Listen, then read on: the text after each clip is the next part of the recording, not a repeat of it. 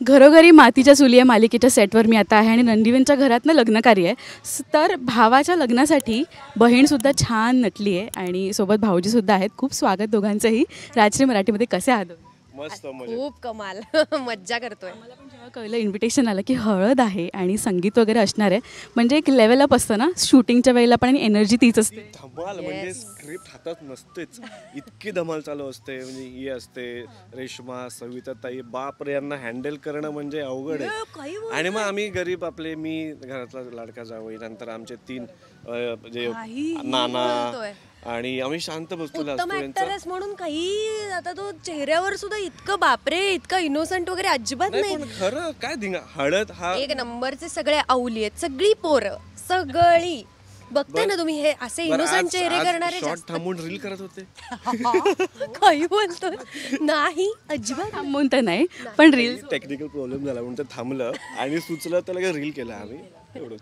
हा, म्हणजे आता हळद आहे तर हळद लागली वगैरे असे रील करायला पाहिजे. गुलाबी साडीच आता पिवळी साडी वगैरे. वा वा वा.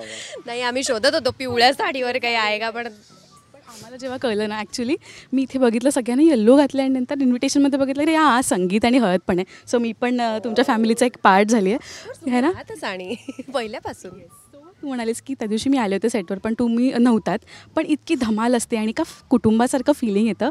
आत्ताच मालिका सुरू झाली, 1 महिना झाला असेल मला असं वाटतं, पण कसं बॉन्डिंग झालं आणि आता घरात सुरुवातीलाच एक लग्नकार्य आहे आणि धमाल येणार आहे. काय सांगायला आवडेल? एकतर धमाल तर आम्ही करतोच आहोत, पण त्याच्याबरोबर ट्विस्ट पण.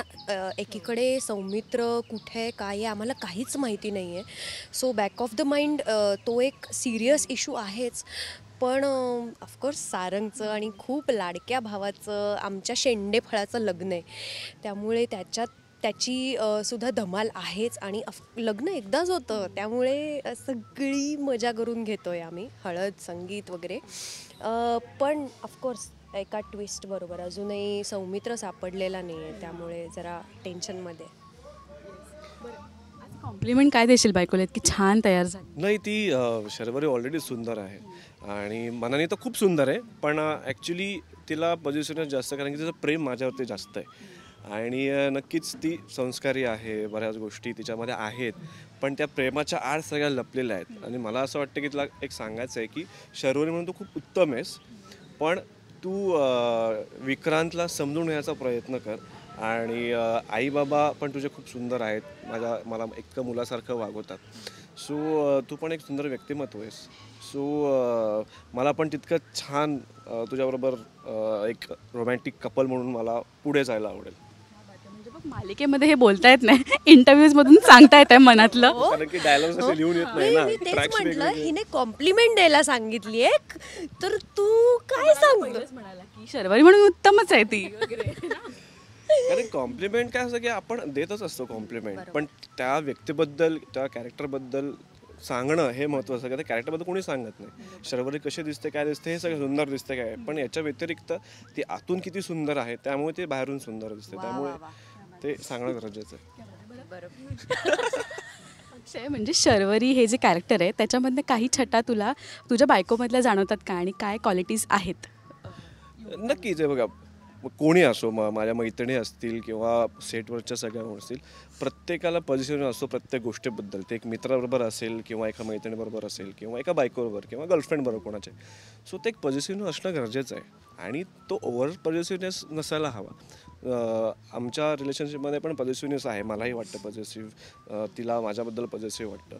सो हे साहजिक आहे वाटणं, आणि दॅट्स ते म्हणतात की त्यानेच प्रेम टिकतं आणि आयुष्यात आपण पुढे जातो. बरं, तर संगीत वगैरे पण आहे, तुमचा परफॉर्मन्स असणार आहे का? म्हणजे असणारच आहे. येस, हिंट द्यायला आवडेल का? आम्हाला हिंट मिळाली की आम्ही तुम्हाला देतो. बरं, आता एक ट्विस्ट आहे, हळद आहे, संगीत आहे, बरं लाडक्या भावाचं लग्न आहे, तर मला हळद हा वर्ड यूज करून उखाणा घ्यायचा आहे दोघांनी. ओके, टास्क आहे दोघांना. हळद हा वर्ड आला पाहिजे. हळद लागली आहे सारंगला, हळद लागली आहे सारंगला, शर्वरीचं नाव घेतो सारंगच्या हळदीला. काहीतरी प्रयत्न. ओके, एकदा हळद बोलली, 3-4 वेळा हळद हळद.